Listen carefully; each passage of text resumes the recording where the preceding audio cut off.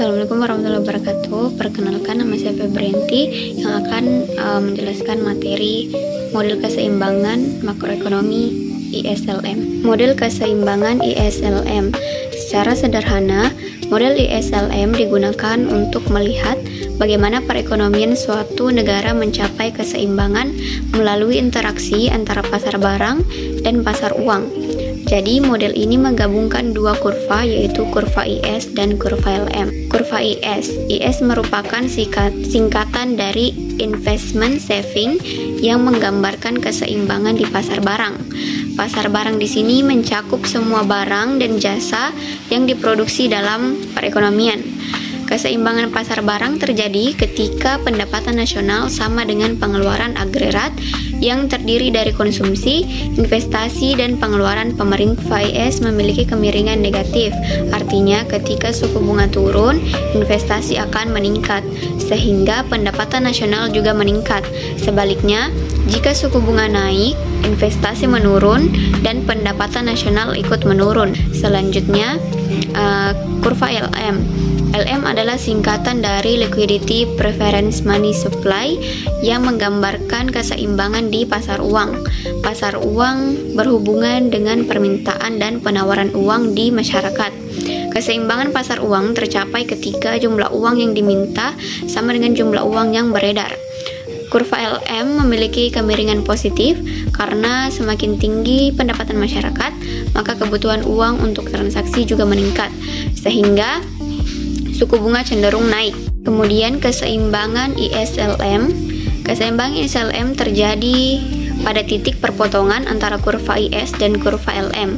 Titik ini menunjukkan kondisi di mana pasar barang dan pasar uang sama-sama berada dalam keadaan seimbang.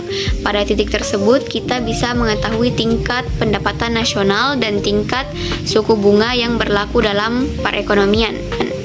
Model ISLM juga penting untuk menganalisis kebijakan ekonomi dari sisi kebijakan fiskal. Misalnya ketika pemerintah menaikkan pengeluaran atau menurunkan pajak, maka kurva IS akan bergeser ke kanan, yang berarti pendapatan nasional meningkat.